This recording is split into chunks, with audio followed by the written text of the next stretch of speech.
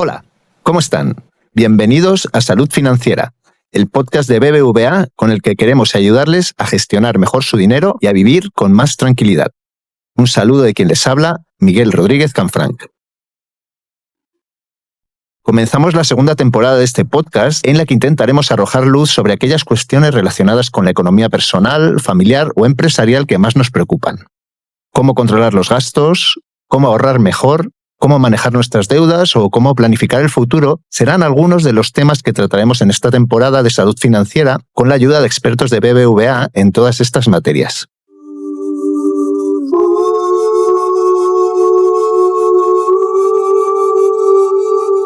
En el programa de hoy hablaremos sobre el ahorro e intentaremos responder algunas preguntas. ¿Por qué nos cuesta tanto ahorrar? ¿Cómo influyen las emociones en nuestras decisiones de ahorro? ¿O qué sesgos psicológicos tenemos y cómo podemos combatirlos? De todo ello hablaremos con Nuria Pesquera, responsable global de Economía del Comportamiento de BBVA.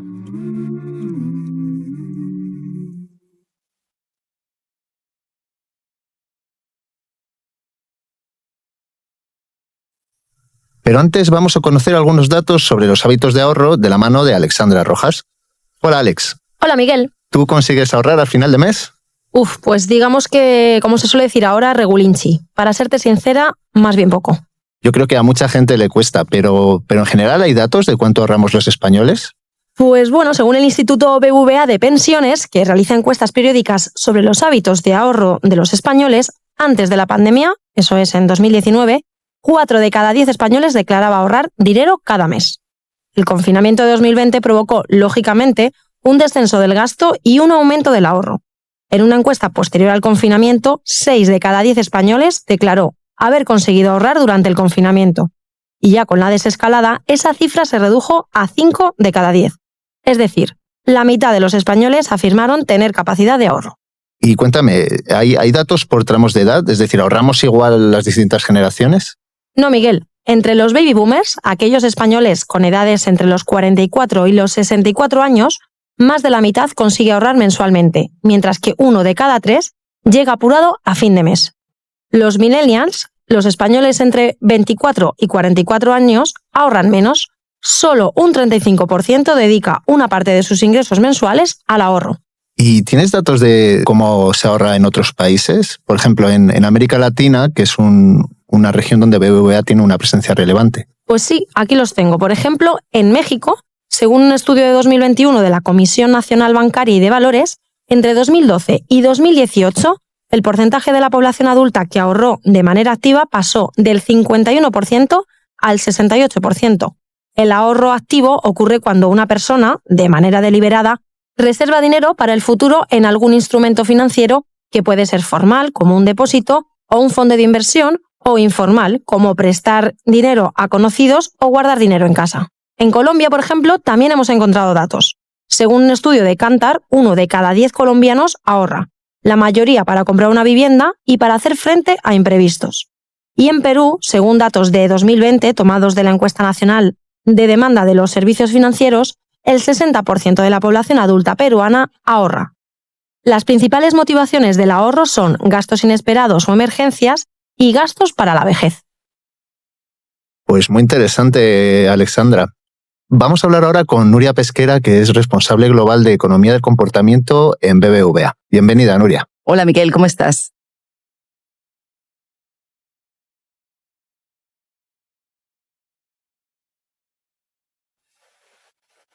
Oye, como experta en economía conductual, ¿tan difícil es tomar buenas decisiones financieras? Pues en general, bastante difícil, más de lo que pensamos.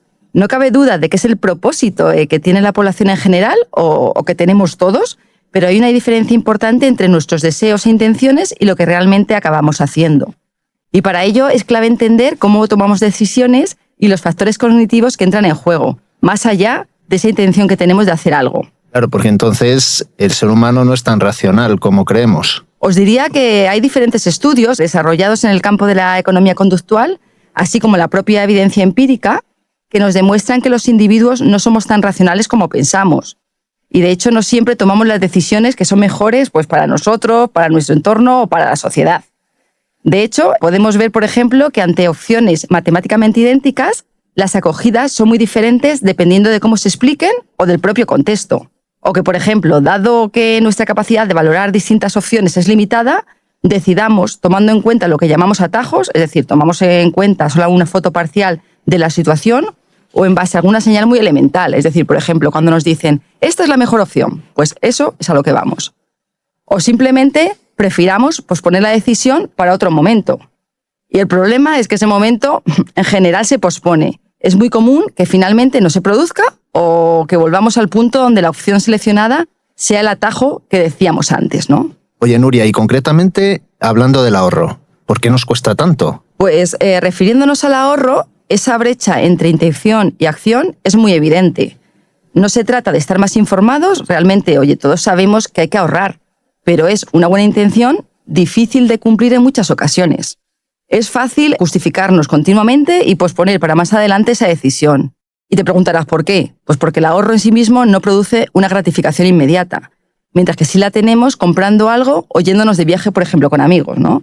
De hecho, me atrevería a decirte, ¿no?, que el ahorro duele. Supone dejar de hacer otra cosa que me satisface hoy en el momento actual. Por ello, es muy lógico convencernos y finalmente decidir que ya lo haremos mañana o, yo qué sé, el mes que viene, ¿no? Este mes me hago ese viaje con los amigos y el mes que viene ya comienzo a ahorrar, ¿no? Yo creo que es muy humano. Nos pasa con el ahorro, con las dietas o con todo aquello que suponga un sacrificio para un beneficio que tardará en llegar. Además, añadiría que si estamos hablando del ahorro a largo plazo, el ejercicio se hace todavía más complejo. A las personas nos cuesta un montón proyectarnos con las necesidades que tendrá nuestro yo futuro. Al final es muy lógico que evaluemos la realidad como la vemos hoy y fallamos finalmente a la hora de concretar y poner en marcha esos planes.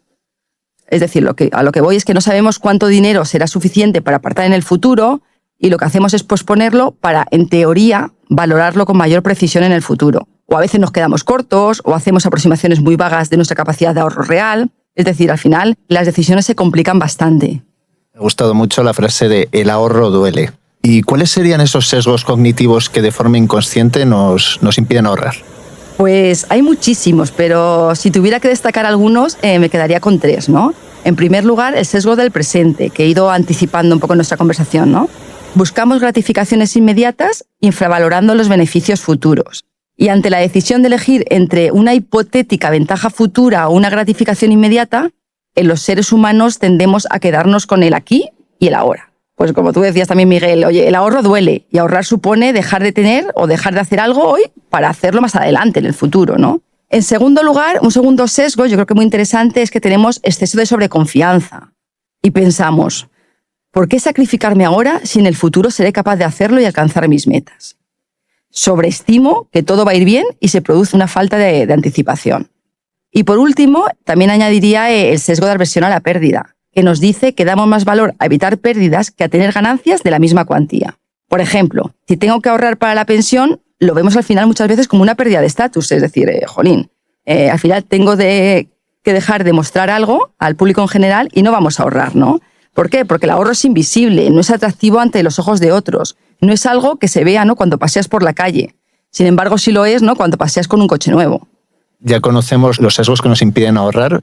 ¿Se pueden combatir? ¿Cómo podemos mejorar esa forma para ahorrar? Pues debido a esa brecha, ¿no?, que comentábamos entre intención y acción, es importante tener claro que el ahorro pues, hay que planificarlo. Y existen circunstancias y mecanismos que nos pueden ayudar a conseguirlo. Sí me gustaría a lo mejor hablar de 3 características, ¿no?, que son determinantes para avanzar en este camino hacia el ahorro. Primera, que sea fácil. Segunda, que exista una dosis de emoción. Y en tercer lugar, que lo podamos tangibilizar, ¿no? Y yendo un poquito uno a uno, ¿no?, para que lo entendamos mejor. Cuando decimos que se vea fácil, hablamos a nivel de esfuerzo requerido, es decir, que no existan fricciones. Por ejemplo, oye, es más fácil precomprometernos a algo hoy, que es doloroso, que sucederá mañana, que hacer sobre algo que va a suceder inmediatamente. Por ejemplo, es más fácil pensar en ahorrar una parte de una paga extra que tendremos dentro de unos meses o pensar que parte de la devolución de impuestos nos comprometamos hoy a ahorrarlo para el futuro. En segundo lugar, que esté ligado a emociones, pues oye, que sea divertido, ¿no?, que esté ligado a un propósito, algo que sea emocional. Por ejemplo, una hucha virtual para cuando van a hacer un bebé o unas vacaciones para el verano en una isla X. Y en tercer lugar, que lo podamos tocar, que sea tangible. Es decir, tratar de acercar esos beneficios al presente a través de dar un feedback inmediato, de tal manera que a medida que avancemos lo podamos tangibilizar, ¿no?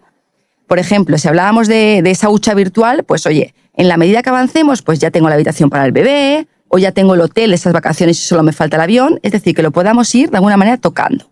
Muy interesante. Oye, y al igual que hay aplicaciones ahora en los móviles, tenemos aplicaciones que nos ayudan a hacer deporte o nos ayudan a adelgazar. ¿Existen herramientas similares que nos pueden ayudar a ahorrar? Pues gracias a la tecnología y al uso del dato, ¿no?, de forma inteligente, encontramos obviamente herramientas, ¿no?, que nos ayudan a conseguir nuestros propósitos de ahorro. Las hay de distinto tipo, pero bueno, hablar de distintas tipologías, algunas incorporan, por ejemplo, reglas de ahorro, ¿no?, reduciendo la necesidad de autocontrol que tenemos que tener. Aquí entra todo el mundo de automatismos, por ejemplo, traspasos automáticos con un objetivo claro, redondeos automáticos en compras, transferencias automáticas destinadas al ahorro en función de un análisis dinámico, ¿no?, de aquello disponible para ahorrar. Hay otras herramientas o otras funcionalidades que nos hacen sentir el dolor de pagar, ¿no? Como decíamos antes, ¿no?, dado que en los pagos digitales son sistemas de pagos invisibles, sin fricción, se trabaja en elementos que recuerden el coste de oportunidad de esos gastos, ¿no? De esta forma evitamos compras impulsivas.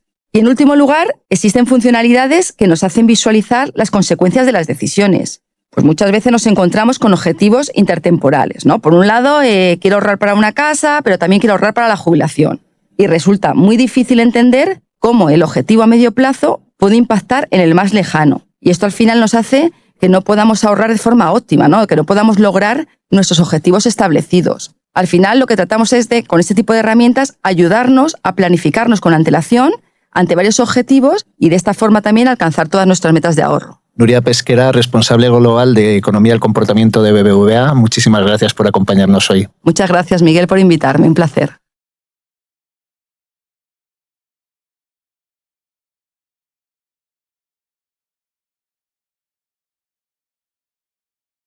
Pues vamos terminando ya y lo vamos a hacer con una frase célebre relacionada con la salud financiera. ¿Qué nos has traído, Alex? Pues os he traído esta frase de Samuel Johnson, ensayista inglés del siglo XVIII, que dijo: el hombre que sabe gastar y ahorrar es el más feliz, porque disfruta de ambas cosas. Pues tiene muchísima razón. Pues lo dejamos aquí. Hasta la próxima.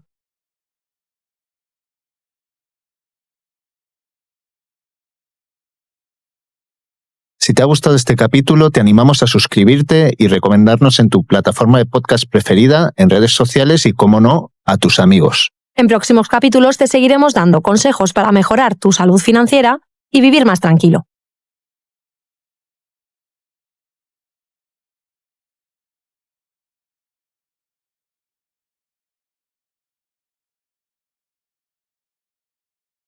Mejora tu salud financiera con BBVA y vive más tranquilo.